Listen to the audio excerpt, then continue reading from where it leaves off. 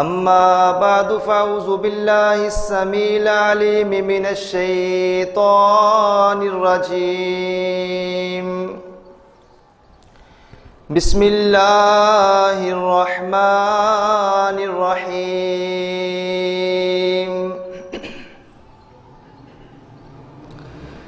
لو أنزلنا هذا القرآن على جبل لرأيته خاشعا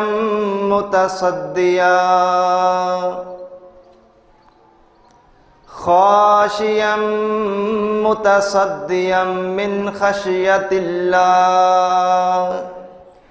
وَتِلْكَ الْأَمْثَالُ نَضْرِبُهَا لِلنَّاسِ لَعَلَّهُمْ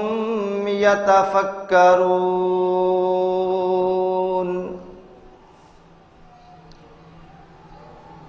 ارشاد باری تعالی ہے، لوگو اگر ہم اس قرآن کو کسی پہاڑ پر نازل کر دیتے تو وہ پہاڑ خوف الہی سے ٹکڑے ٹکڑے ہو جاتا.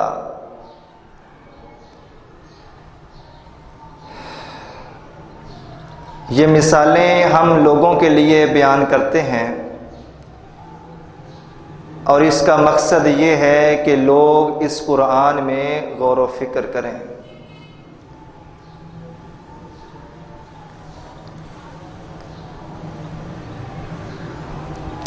نہ افسوس ہے ہمیں صاحب نہ کوئی شرمندگی ہے، نہ افسوس ہے ہمیں صاحب نہ کوئی شرمندگی ہے، گزر رہی ہے جو گناہوں میں یہ کیسی زندگی ہے. اللہ خالق العالم کی مختصر حمد و ثنا، جو اکیلا پوری کائنات کے نظام کو بڑی خوبصورتی سے چلا رہا ہے، وہ مالک ہمیشہ سے ہے اور ہمیشہ رہے گا. وہ اللہ جس نے کان کی ہڈی سے سنوایا، زبان کی بوٹی سے بلوایا اور آنکھ کی پتلی سے دکھلایا، ان گنت لاتعداد بے شمار ہر قسم کے جائز درود و سلام امام الانبیاء جناب محمد الرسول اللہ صلی اللہ علیہ وآلہ وسلم کی ذات اقدس کے لیے. عزیز بھائیوں، دوستوں، بزرگوں، نوجوان ساتھیوں، قابل عزت، قابل احترام پردہ نشین میری اسلامی روحانی ماؤں بہنوں، میں نے آپ احباب کے سامنے پارہ نمبر 28 سورۃ الحشر کی آیت نمبر 21 تلاوت کی ہے. اس مناسبت سے آج کی ہماری گفتگو کا عنوان ہے رمضان، قرآن اور آج کا مسلمان.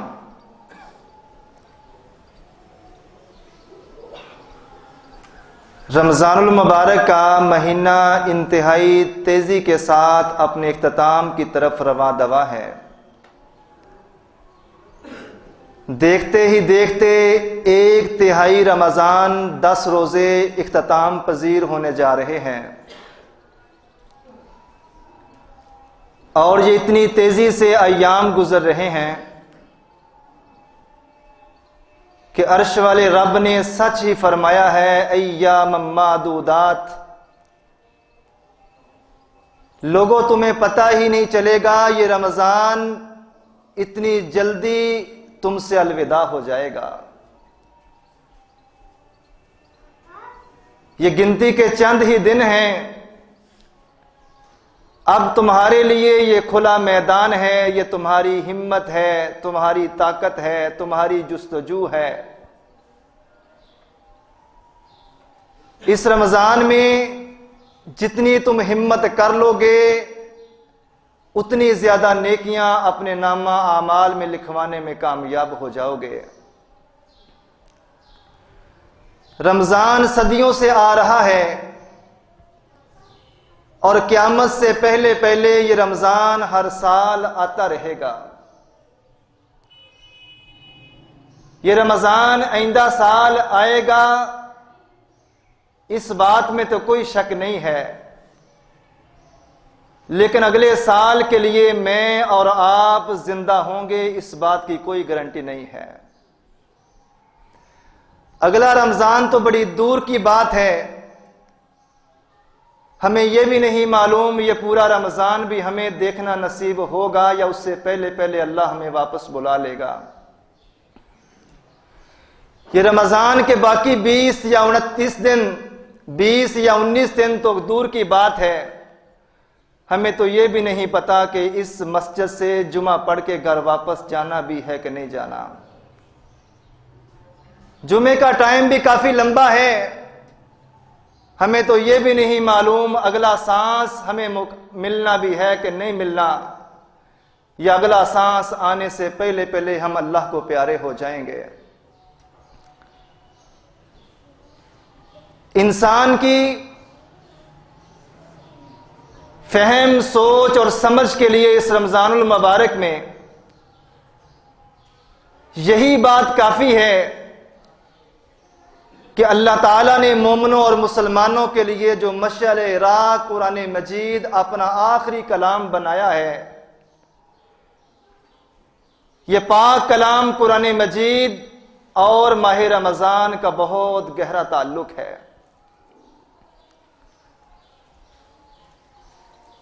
قرآن مجید اللہ رب رحمان کا وہ کلام ہے جس اعزاز حاصل ہے کہ اس پوری دنیا کے اندر چھوٹے سے لے کر بڑے تک، بڑے سے لے کر بوڑھے تک، اگر کوئی شخص کسی کتاب کا سب سے زیادہ مطالعہ کرتا ہے تو وہ اللہ کا کلام قرآن مجید ہے۔ قرآن کا معنی، مطلب اور مفہوم یہ ہے کہ بار بار پڑھی جانے والی کتاب، اور اس کتاب کے اعزاز کے لیے یہی بات کافی ہے، وَإِنَّهُ لَتَنزِيلٌ مِّن رَّبِّ الْعَالَمِينَ، کہ لوگوں یہ کسی عام انسان کا لکھا ہوا نہیں ہے بلکہ یہ رب عرش کریم کی طرف سے نازل کیا ہوا ہے۔ اس قرآن کے تعارف کے لیے یہی بات کافی ہے کہ یہ قرآن اسی نے بھیجا ہے جو صبح سے لے کر شام تک میری اور آپ کی ساری ضرورتوں کو پورا کرنے والا ہے۔ اس قرآن کے تعارف کے لیے یہی بات کافی ہے کہ یہ پاک کلام اسی رب العالمین کا نازل کیا ہوا ہے جس رب نے مجھے اور آپ کو پیدا کیا ہے۔ اس قرآن کے اعزاز کے لیے یہ بات بھی کافی ہے کہ اس کے پہلے ہی صفحے پر اللہ تعالیٰ نے ساری ضمانتیں اور گارنٹیاں پڑھنے والے کو دے دی ہیں کہ ذالک الکتاب لا ریب فیہ، پڑھنے والے سوچ کے پڑھنا، پڑھنے والے کچھ حاصل کرنے کے لیے پڑھنا، پڑھنے والے تیرا ایک ایک پڑھا ہوا لفظ ضائع رہے گا اور بیکار نہیں جائے گا،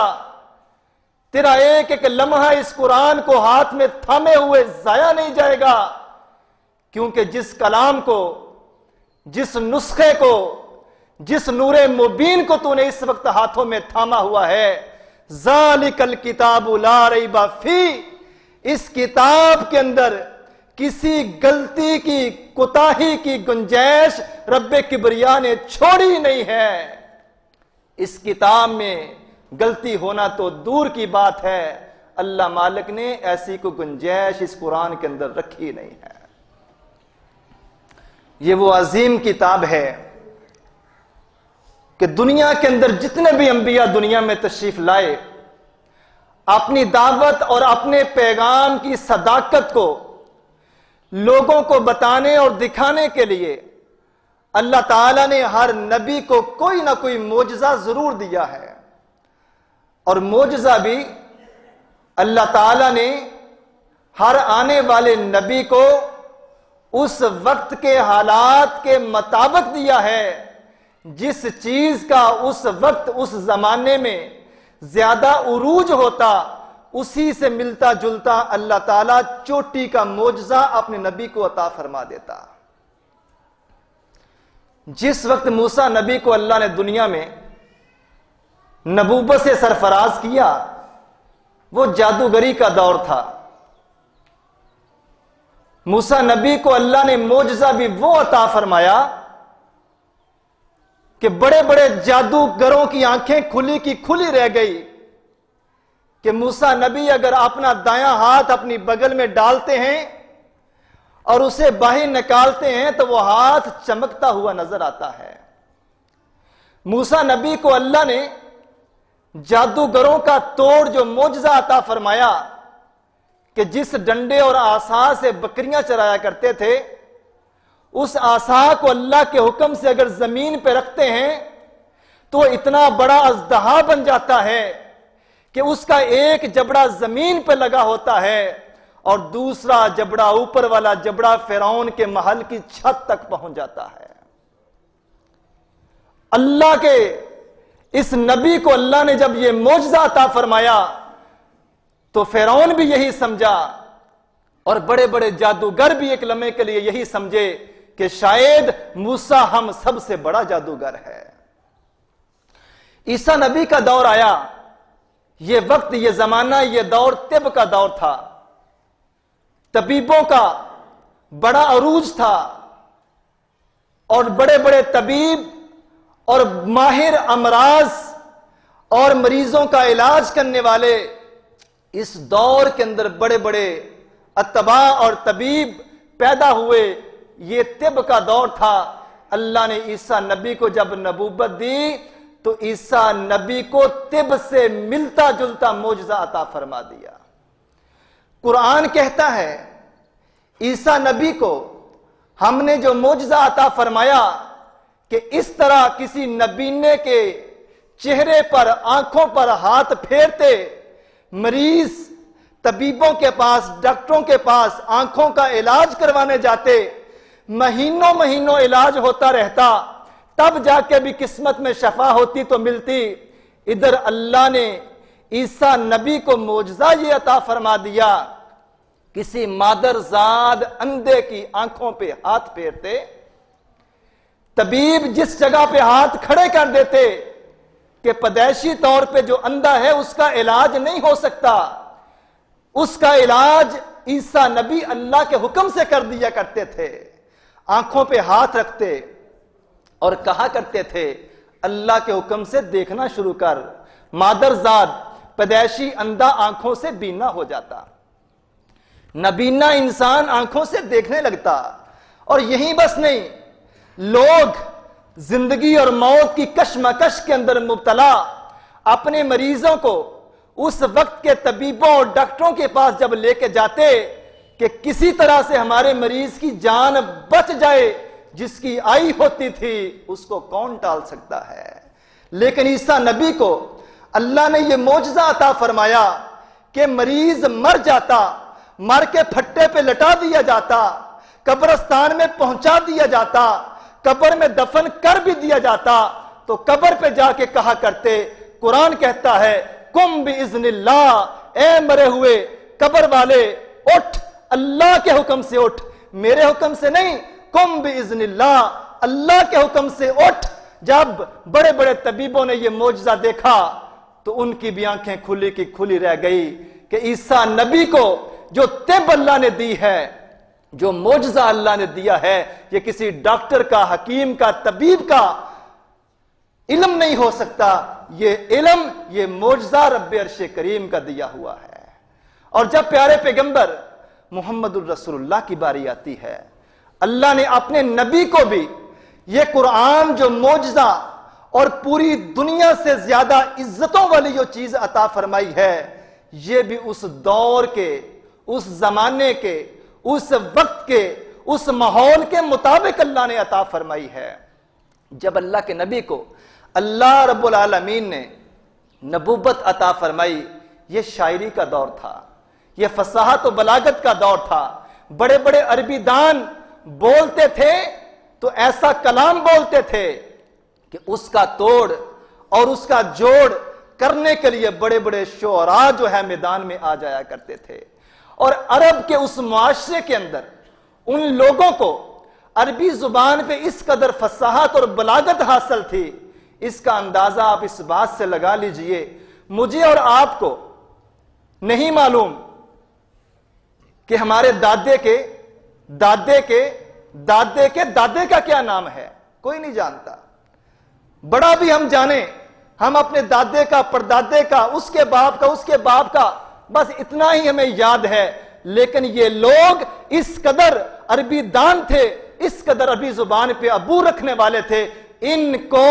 اپنے مرے ہوئے لوگوں کی 100 پشتوں تک کا نسب نامہ یاد تھا. اور اس قدر عربی دان، اس قدر یہ شعراء کا زمانہ تھا کہ جو بھی شاعر اپنا کلام لکھتا اس کو لکھ کے بیت اللہ کے اندر لٹکا دیا جاتا. لوگ آتے، پڑھتے اور شعراء کی تعریف کرتے، شعراء داد وصول کیا کرتے.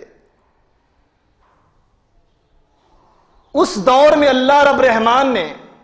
اپنے نبی پہ سورۃ الکوثر نازل کر دی. قرآن مجید کی سب سے چھوٹی سورت، 3 آیات پہ مشتمل سورت. اس سورت کے ٹوٹل 10 الفاظ ہیں. اللہ نے جب اپنے نبی کو سورۃ الکوثر سے نوازا تو اللہ کے پیغمبر نے فرمایا میرے صحابہ اس کو بھی لے جا کے بیت اللہ کے اندر لٹکا دو. جب 3 آیات پہ 10 الفاظ پہ مشتمل انتہائی مختصر کلام کو بیت اللہ کے اندر لٹکایا جاتا ہے، بڑے بڑے شعراء آ کے اس کلام کے ارد گرد گھومتے ہیں، اس کو پڑھتے ہیں، بیٹھتے ہیں، پھر کھڑے ہوتے ہیں، پھر سوچوں میں گم ہو جاتے ہیں. اتنے میں شعراء کا بابا، شعراء کا استاد، جسے عرب کے اندر سب سے بڑا شاعر ہونے کا لقب ملا ہوا تھا، لبید آتا ہے، سورۃ الکوثر کو بیت اللہ کے اندر لٹکا ہوا دیکھتا ہے، غور سے پڑھتا ہے اور کیا کہتا ہے، ایتونی بقرطاس، جلدی کرو مجھے ایک کاغذ قلم لا کے دو. لوگوں نے سمجھا شاید یہ انا آتیناک الکوثر کا توڑ کوئی کرنے لگا ہے، یہ انا آتیناک الکوثر کے مقابلے میں کوئی کلام لکھنے لگا ہے. جب لبید نے کاغذ قلم پکڑا، لوگ بھی آج خوش ہیں کہ محمد الرسول اللہ صلی اللہ علیہ وآلہ وسلم کے کلام کا آج توڑ آ گیا ہے. اور اللہ کے پیغمبر صلی اللہ علیہ وآلہ وسلم جب قرآن کی تلاوت کرتے تو یہ عرب کے معاشرے کے لوگ یہی سمجھتے شاید محمد الرسول اللہ یہ کلام اپنے پاس سے بناتے ہیں. اور رب کبریا نے سورۃ البقرہ کی یہ آیت مبارکہ نازل فرما دی، وَإِن كُنتُمْ فِي رَيْبٍ مِّمَّا نَزَّلْنَا عَلَىٰ عَبْدِنَا فَأْتُوا بِسُورَةٍ مِّن مِّثْلِهِ وَادْعُوا شُهَدَاءَكُم مِّن دُونِ اللَّهِ إِن كُنتُمْ صَادِقِينَ. لوگو اگر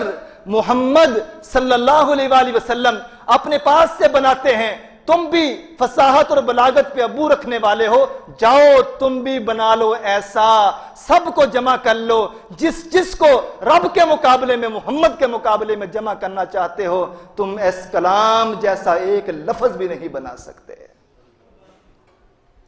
یہ لبید جب سورۃ الکوثر کو غور سے دیکھتا ہے اور کہتا ہے ایتونی بقرطاس، جلدی آؤ اور مجھے کاغذ قلم دو، کاغذ قلم لیتا ہے، سورۃ الکوثر کو مکمل 3 آیات کو کاغذ پہ لکھتا ہے اور لکھنے کے بعد آخر میں یہ جملہ لکھ دیتا ہے، ما ھذا کلام البشر، واللہ ما ھذا کلام البشر، اللہ کی قسم یہ محمد کا کلام نہیں ہو سکتا، یہ محمد پہ اتارنے والے رب کا ہی کلام ہے. کہتا ہے میں اس کا توڑ کرنے لگا تھا، میں اس کا جواب دینے لگا تھا، جواب دینے کی ہمت نہ ہوئی، زبان گنگ ہو جاتی ہے، دماغ موف ہو جاتا ہے، قلم لکھنے سے انکار کر دیتا ہے۔ مجھے سمجھ آ گئی محمد جو کہتا ہے صلی اللہ علیہ وآلہ وسلم کہ یہ رب کا کلام ہے، محمد سچی کہتا ہے۔ 1450 سال ہو چکے ہیں، 1442 ہجری جا رہی ہے، اللہ کے رسول کو دنیا سے گئے ہوئے 1442 سال ہو چکے ہیں، اور اتنے سالوں میں ہر دور میں اس قرآن کو مٹانے کی، اس قرآن کا جواب دینے کی دنیا نے کوششیں کی ہیں، لیکن اس قرآن کے اندر زیر زبر پیش کا بھی فرق پیدا نہیں کر سکے۔ کیوں؟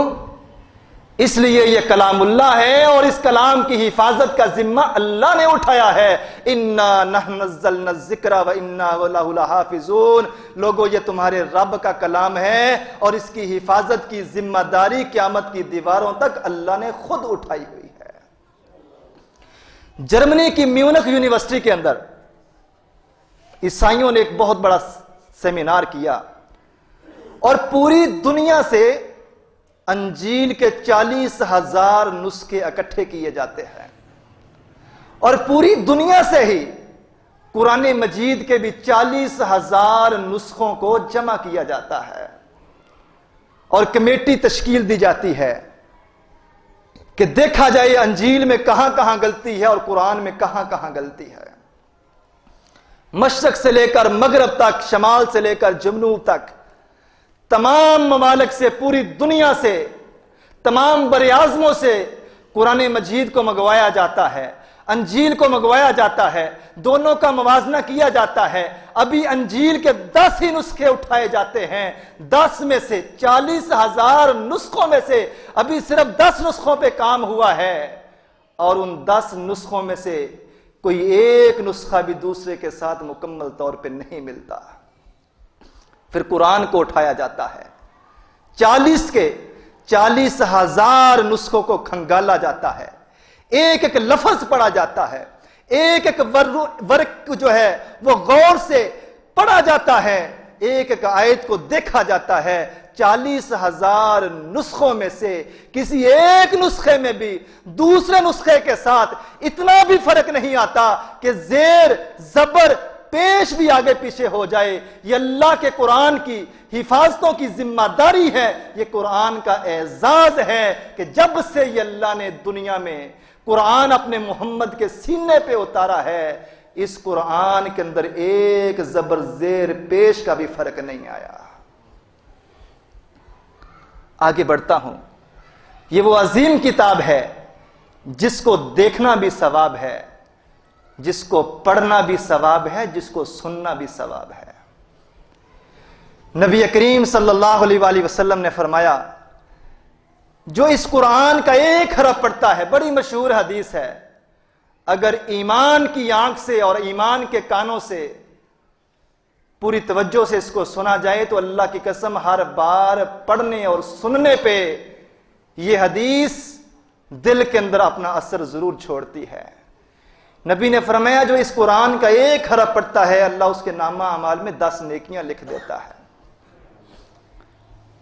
لا اقول الف لام میم حرف، لوگوں میں محمد یہ نہیں کہتا کہ الف لام میم ایک حرف ہے، بل الف حرف لام حرف میم حرف، بلکہ الف علیحدہ حرف ہے، لام علیحدہ حرف ہے، میم علیحدہ حرف ہے۔ گویا کہ اگر کوئی شخص ایک بار کہتا ہے الف لام میم، اس نے ایک حرف نہیں پڑھا بلکہ اس نے 3 حرف پڑھے ہیں، اللہ نے اس کے نامہ اعمال میں 30 نیکیوں کو لکھ دیا ہے۔ اب بہت سارے بزرگ بھی تشریف فرما ہیں،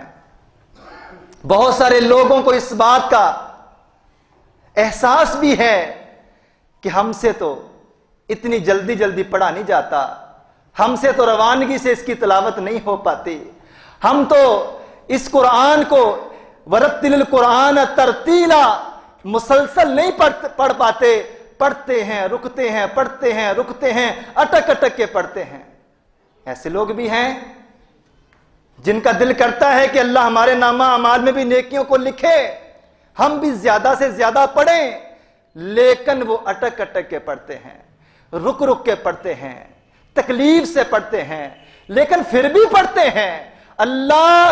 سے نیکیوں کی امید لیے ہوئے پڑھتے ہیں۔ نبی علیہ الصلوۃ والسلام نے فرمایا، اما عائشہ رضی اللہ تعالی عنہ اس حدیث کے راوی ہیں، پیارے پیغمبر نے فرمایا وَهُوَ عَلَيْهِ شَاكُ اللَّهُ أَجْرَانِ، جو تو روانگی سے پڑھتا ہے، جس کو پڑھنا آتا ہے، جو بغیر تکلیف کے پڑھتا ہے، اللہ اس کے نامہ اعمال میں ایک حرف پڑھنے پہ 10 نیکیاں لکھتا ہے۔ اور یہ بوڑھا بابا جو تکلیف سے پڑھتا ہے، اٹک اٹک کے پڑھتا ہے، مصیبت سے پڑھتا ہے، نیکیوں کی غرض سے پڑھتا ہے، اللہ کی رضا کے لیے پڑھتا ہے، میرے نبی نے فرمایا دوسرے کو ایک حرف کی اللہ 10 نیکیاں دیتا ہے، اس بوڑھے بابے کو تکلیف کی بنا پر ایک حرف کی اللہ 20 نیکیاں عطا فرماتا ہے۔ وَهُوَ عَلَيْهِ شَاكُ اللَّهُ أَجْرَانِ، اس کے لیے اس کے نامہ اعمال میں قرآن کے ایک ایک حرف پہ دوہرا اجر دیا جاتا ہے۔ آگے بڑے، وقت کم ہے۔ یہ قرآن کتاب شفا ہے۔ ابھی تک آپ نے سنا کہ قرآن ہے کیا، قرآن کا تعارف، دوسری بات یہ قرآن معجزہ ہے، تیسری بات اس قرآن کی حفاظت، اس کی ذمہ داری اللہ رب العالمین نے اٹھائی ہوئی ہے، چوتھی بات کہ اس قرآن کو پڑھنے کی اہمیت اور فضیلت کیا ہے۔ اب آئیے، یہ کتاب شفا ہے،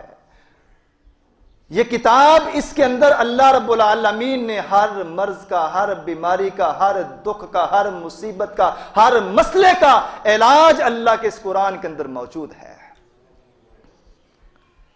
میں نے ترجمہ نہیں پڑھا ہوا، مجھے کہاں نظر آئے گا؟ میں نے کبھی اس کے پیغام پہ غور نہیں کیا، مجھے کیسے پتا چلے گا؟ افلا یتدبرون القرآن ام علی قلوب اقفالها، لوگو کیا تم قرآن میں غور و فکر نہیں کرتے، یا یہ کہ تمہارے دلوں پہ تالے لگ چکے ہیں؟ میں نہیں کہتا، قرآن کے الفاظ ہیں افلا یتدبرون القرآن، قرآن غور سے پڑھو تو صحیح۔ کون سا دنیا کا ایسا دکھ ہے، کون سی ایسی بیماری ہے، کون سی ایسی مصیبت ہے، کون سا ایسا مسئلہ ہے جس کا حل اللہ نے اس قرآن کے اندر پیدا نہیں فرمایا؟ وَنُنَزِّلُ مِنَ الْقُرْآنِ مَا هُوَ شِفَاءٌ، اللہ نے اس قرآن کے اندر شفا ہی شفا رکھی ہے، پڑھنے والے کے سینے کی ہر مرض کی دوا اللہ نے اس قرآن کے اندر رکھی ہے۔ رسول اللہ صلی اللہ علیہ وآلہ وسلم، اما عائشہ فرماتی ہیں جب بھی اللہ کے پیغمبر بیمار ہوتے یا ہمارے گھر میں سے کوئی بیمار ہوتا، اللہ کے پیغمبر قرآن مجید کی آخری 2 سورتیں، سورۃ الفلق اور سورۃ الناس، یہ دونوں صورتیں 3 بار پڑھ کے پیارے پیغمبر مریض کے اوپر دم کیا کرتے تھے۔ اللہ کے پیغمبر ان دونوں صورتوں سے مریض کا علاج کیا کرتے تھے۔ اگر کبھی ان دونوں صورتوں کا آپ ترجمہ پڑھ لیں تو آپ کو سمجھ آ جائے گی، ان دونوں صورتوں کے اندر اللہ نے نظر کا علاج بھی رکھا ہے۔ نظر لگ جاتی ہے اور نظر ماں باپ کی بھی لگ جاتی ہے، اسی لیے اللہ کے نبی نے فرمایا جب تم کسی اچھی چیز کو دیکھو، تمہاری آنکھوں کو لبھا جائے، تمہارے دل کو اچھی لگے، تمہیں خوش کر دے، وہ تمہارا اپنا بچہ ہی کیوں نہ ہو، تمہاری اپنی بچی کیوں نہ ہو، تمہارا اپنا گھر ہی کیوں نہ ہو، تمہارے اپنے گھر کا کوئی فرد ہی کیوں نہ ہو، تمہاری اپنی کوئی چیز ہی کیوں نہ ہو، کسی غیر کی چیز کیوں نہ ہو، جب بھی خوبصورت کوئی چیز دیکھو، اچھی کوئی چیز دیکھو، دل کو اچھی لگے، آنکھوں کو منظر اچھا لگے، نبی نے فرمایا فوراً کہہ دیا کرو ماشاءاللہ، پھر نظر نہیں لگے گی، پھر نظر نہیں لگے گی۔ ان دونوں صورتوں کے اندر اللہ کے نبی صلی اللہ علیہ وآلہ وسلم نے فرمایا اللہ نے نظر کا بھی علاج رکھا ہے۔ کسی کو نظر لگ گئی ہے، یہ دونوں صورتیں پڑھ کے اپنے اوپر دم کرے، اللہ نظر دور فرما دے گا۔ کسی کو حسد کی بیماری لگ گئی ہے، کسی پہ حسد کی وجہ سے جادو کر دیا گیا ہے، اللہ کے نبی صلی اللہ علیہ وآلہ وسلم نے فرمایا یہ دونوں صورتیں صبح و شام 3 بار پڑھنے والا، اول تو دنیا کا کوئی جادو اس پہ اثر نہیں کرے گا۔ اگر جادو ہو گیا ہے ان دونوں صورتوں کے مسلسل صبح 3 بار شام 3 بار پڑھنے کی بنا پر، اللہ اس انسان سے بھی جادو کا اثر دور فرما دے گا اور اس کے گھر سے بھی جادو کے اثر کو نکال کے باہر پھینک دے گا۔ اس قرآن کے اندر شفا ہے، اور اللہ کے نبی نے فرمایا جو شخص صبح 3 بار شام 3 بار نماز فجر کے بعد نماز مغرب کے بعد ان دونوں صورتوں کو 3 بار پڑھ لیتا ہے، اللہ رب رحمان اس بندے کے لیے کافی ہو جاتا ہے۔ صبح پڑھتا ہے شام تک وہ اللہ کی حفاظت میں ہے، شام پڑھتا ہے تو صبح تک، اگلی صبح کا سورج نکلنے تک وہ بندہ اللہ کی حفاظت میں آ جاتا ہے۔ اور اللہ کے نبی نے فرمایا جس گھر کے اندر سورۃ البقرہ پڑھی جاتی ہے، توجہ کیجئے گا، جس گھر کے اندر سورۃ البقرہ پڑھی جاتی ہے، اللہ کے نبی نے فرمایا کہ شیطان اس گھر سے ہمیشہ کے لیے بھاگ جاتا ہے۔ آپ یقین کریں جس جگہ پہ کالے پیلے نوری سارے جادوؤں کا اختتام ہوتا ہے، اس جگہ پہ بھی اگر کوئی چیز جادو کے خاتمے کے لیے واحد سہارا ہے وہ اللہ کا قرآن، اور اللہ کے قرآن میں سورۃ البقرہ ہے۔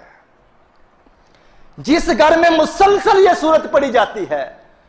آج اپنے مہمان سے یہ نسخہ لے جائیے، اللہ کے نبی صلی اللہ علیہ وآلہ وسلم کا یہ فرمان اپنے دل کی تختیوں پہ نوٹ کر لیجئے، جس گھر میں 21 یا 41 دن مسلسل سورۃ البقرہ کی تلاوت ہوتی رہتی ہے، نہیں پڑھ سکتے آڈیو لگا دیں، 21 دن تک 41 دن تک آپ لگائیں، آپ گھر کے اندر اس کی عجیب ہی برکت محسوس کریں گے۔ گھروں کے اندر سے اللہ بے برکتی کو ختم کر دے گا، گھروں کے اندر سے اللہ لڑائی کو ختم کر دے گا، گھروں کے اندر سے اللہ زبان کی بد اخلاقی کو دور کر دے گا، گھروں کے اندر سے اللہ جادو کے اثر کو جڑ سے اٹھا کے باہر پھینک دے گا۔ یہ کتاب شفا ہے۔ آگے بڑھتا ہوں، چھٹا مرحلہ، یہ کتاب کل قیامت کے روز اپنے پڑھنے والے کے لیے سفارش کرے گی۔ اللہ کا قرآن کہتا ہے سورۃ البقرہ واتقوا یوما لا تجزی نفس عن نفس شیئا ولا یقبل منها شفاعۃ ولا یؤخذ منها۔ اللہ کا قرآن کہتا ہے حشر کے میدان میں کوئی کسی کی کوئی سفارش نہیں کر سکے گا، نہ ہی لے دے کے دنیا کی طرح رشوت والا معاملہ کر کے جان کی خلاصی ہو پائے گی، نہ ہی کوئی کسی کو اپنی نیکیوں کے حوالے سے بدلہ دے سکے گا، کوئی سفارش نہیں کر سکے گا سوائے پیارے پیغمبر محمد الرسول اللہ کے۔ اللہ کے نبی نے فرمایا اس حشر کے میدان میں تمام نبیوں کی زبان پہ بھی یہی ہوگا، رب نفسی رب نفسی، اے اللہ مجھے بچا لے مجھے بچا لے۔ صرف ایک ہستی ہوگی جس کی زبان پہ یہ الفاظ ہوں گے، ربی امتی۔ تمہارا نبی محمد اپنے لیے نہیں بلکہ اس حشر کے میدان پہ بھی اسی بات کی فکر لے کے بیٹھے ہوں گے، ربی امتی، اے اللہ مجھے اپنی نہیں بلکہ مجھے اپنی امت کی فکر ہے۔ اللہ کے نبی نے فرمایا میں سجدے میں گروں گا اور اس وقت تک سجدے سے سر نہیں اٹھاؤں گا جب تک میرا اللہ مجھے سر اٹھانے کا حکم نہیں دے گا، اور میرا اللہ مجھے فرمائے گا یا محمد ارفع راسک سل توتا، اے میرے نبی سر کو اٹھا لیجئے، مانگیے کیا مانگتے ہو عطا کیا جائے گا، پوچھئے کیا پوچھتے ہو بتایا جائے گا، اے اللہ کے رسول سوال کیجئے آپ کے سوال کو پورا کیا جائے گا۔ رسول اللہ صلی اللہ علیہ وآلہ وسلم کی وہاں پہ سفارش ہوگی، اور اللہ کے پیغمبر نے فرمایا ایک چیز جو اور اللہ کے دربار میں انسان کی سفارش کرے گی، یہ اللہ کا قرآن ہے جو اپنے پڑھنے والے کے لیے سفارش کرے گا۔ صحیح مسلم کی حدیث ہے، اللہ کے نبی نے فرمایا لوگو اقرأوا القرآن، لوگو قرآن کو پڑھا کرو،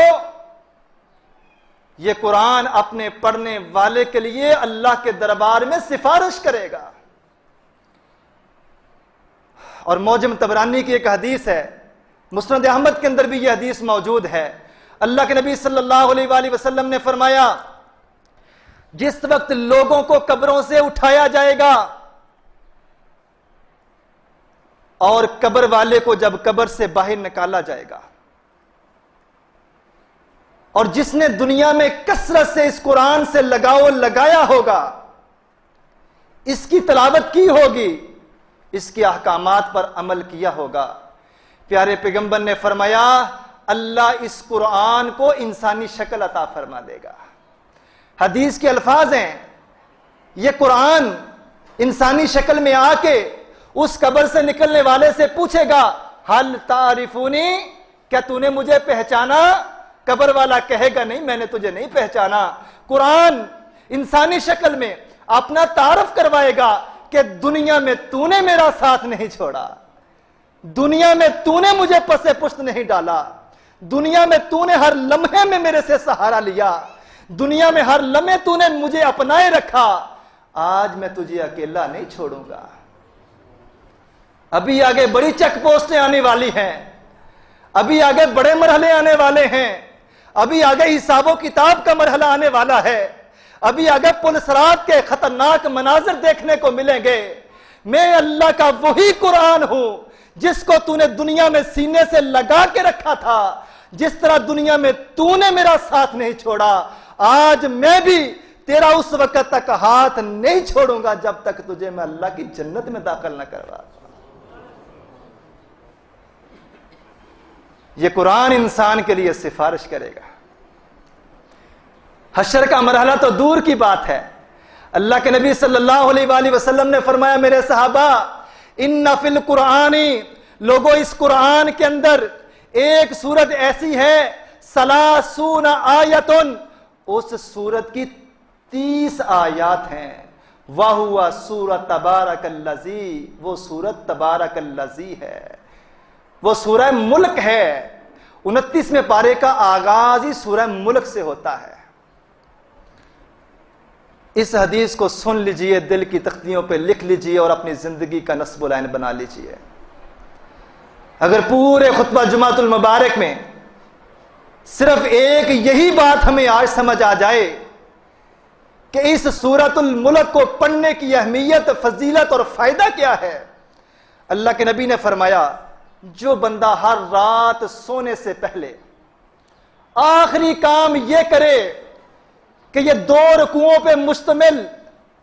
سورہ تبارک الذی، سورہ ملک کی تلاوت کر لے، پیارے پیغمبر صلی اللہ علیہ وآلہ وسلم نے فرمایا وَهُوَ الْمَانِعُ الْقَبْرِ،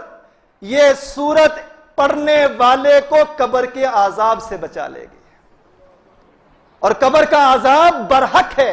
اللہ کے نبی نے فرمایا جب میت کو قبر میں رکھا جاتا ہے، ایک مرتبہ قبر اپنے اندر آنے والے کو اپنا آپ ضرور بتاتی ہے۔ وہاں کوئی بیٹھنے کی جگہ ہے؟ وہ اتنی سی تو جگہ ہے، وہاں لیٹے لیٹے کربٹ بھی نہیں لی جا سکتی۔ اللہ کے نبی نے فرمایا جب میت کو قبر میں رکھا جاتا ہے، وہاں پہ نہ بیٹھنے کی جگہ، نہ اٹھنے کی جگہ، نہ چلنے کی جگہ، نہ ہی کروٹ بدلنے کی جگہ۔ اللہ ہمیں اس کی سختیوں سے محفوظ فرما لے۔ رسول اللہ صلی اللہ علیہ وآلہ وسلم نے فرمایا ایک دفعہ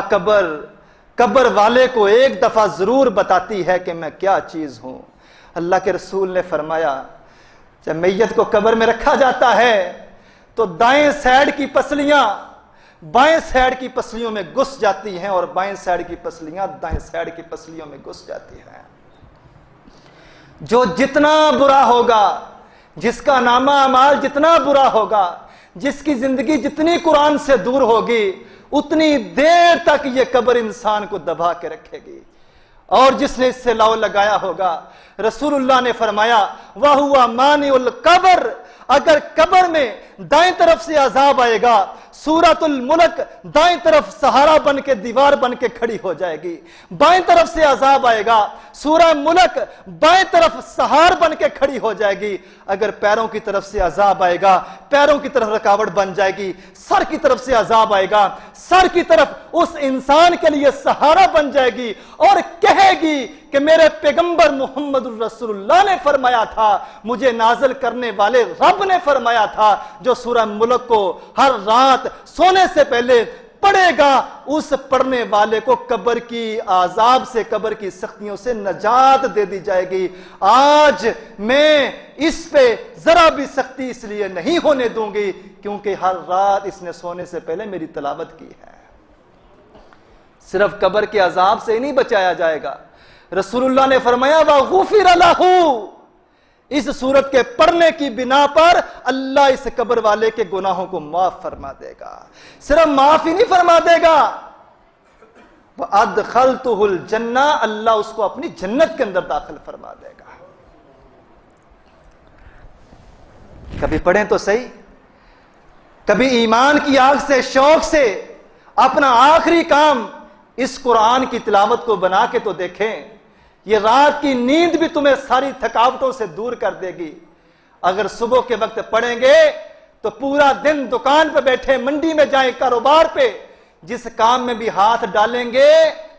اللہ کی طرف سے رحمتیں اور برکتیں نازل ہوتی ہوئی آپ لوگ محسوس کریں گے۔ آخری بات کر کے اپنی بات کو اختتام پذیر کرتے ہیں، چلتے پھرتے قرآن پڑھا کریں، چلتے پھرتے۔ بہت سارے لوگ کہیں گے ہم کیسے پڑھ سکتے ہیں، ہم تو اس کے حافظ نہیں ہیں۔ اللہ نے جو حافظ قرآن نہیں ہے ان کو بھی اس کی فضیلتوں سے محروم نہیں رکھا۔ آج کا دوسرا بڑا اہم پیغام اپنے دل کی تختیوں پہ نوٹ کر لیجئے۔ رسول اللہ صلی اللہ علیہ وآلہ وسلم نے فرمایا، لوگوں اس قرآن کے اندر ایک چھوٹی سی سورت ہے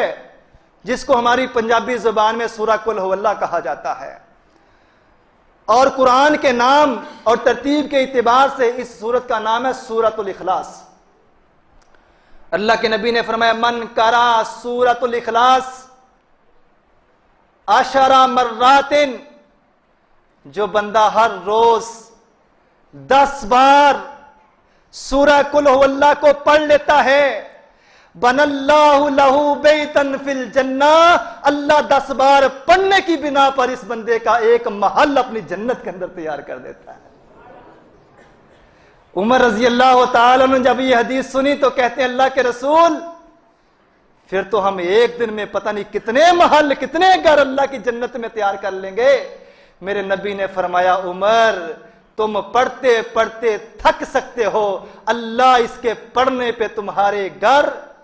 اپنی جنت کے اندر بناتے بناتے کبھی بھی نہیں تھکے گا۔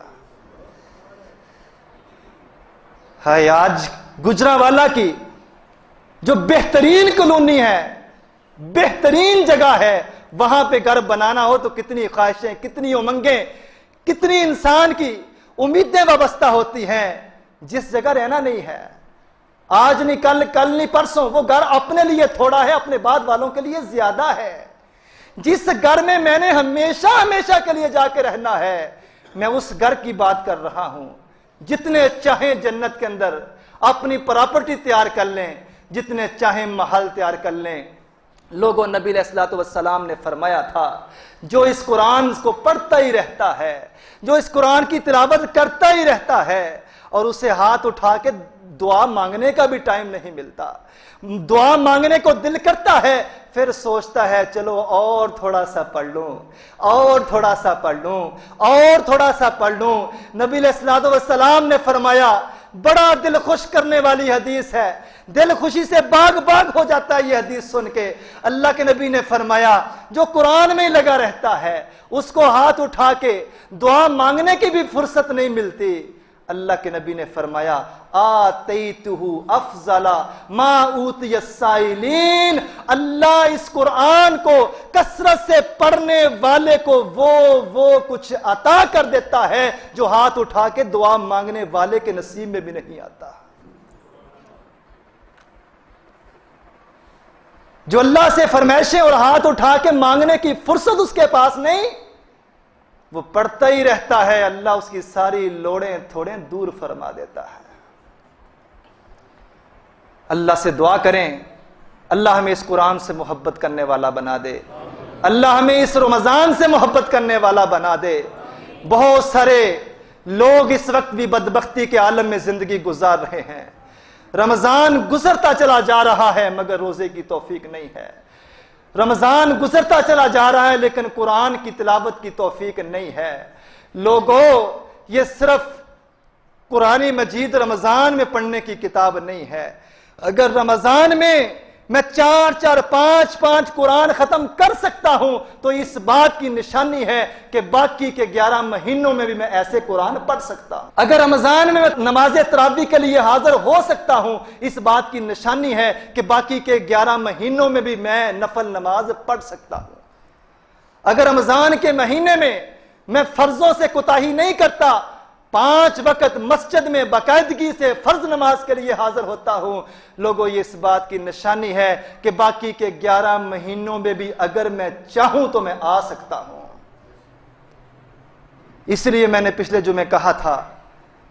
اس رمضان کا ایک ایک عمل میرے اور آپ کے لیے باقی کے 11 مہینوں کی ٹریننگ اور تربیت کے لیے ہے۔ روزے کو شوق سے رکھیں، قرآن کو شوق سے پڑھیں، اس کو پسے پشت نہ ڈالیں۔ اللہ اقبال رحمہ اللہ کی قبر پہ کروڑوں رحمت نازل فرمائے۔ اس مرد مجاہد نے تاریخ کو، حدیث کو، قرآن کو اپنے اشعار میں اس قدر ایمان افروز لہجے کے اندر پرو دیا ہے، ایسی تفسیر کی ہے اشعار کے اندر۔ اسی شعر پہ آج اپنی گفتگو کا اختتام کرتے ہیں۔ اقبال نے روزے کی توہین کرنے والے اور قرآن سے منہ موڑنے والوں کے لیے ایسی ربائی لکھ دی ہے، کہتا ہے گونگی ہو گئی آج کچھ زباں کہتے کہتے، گونگی ہو گئی آج کچھ زباں کہتے کہتے، ہچکچا گیا میں خود کو مسلمان کہتے کہتے۔ یہ بات نہیں کہ مجھے اپنے رب پہ یقین نہیں، بس ڈر گیا میں خود کو صاحب ایمان کہتے کہتے۔ توفیق نہ ہوئی مجھ کو ایک وقت کی نماز کی، اور چپ ہوا مؤذن آذان کہتے کہتے۔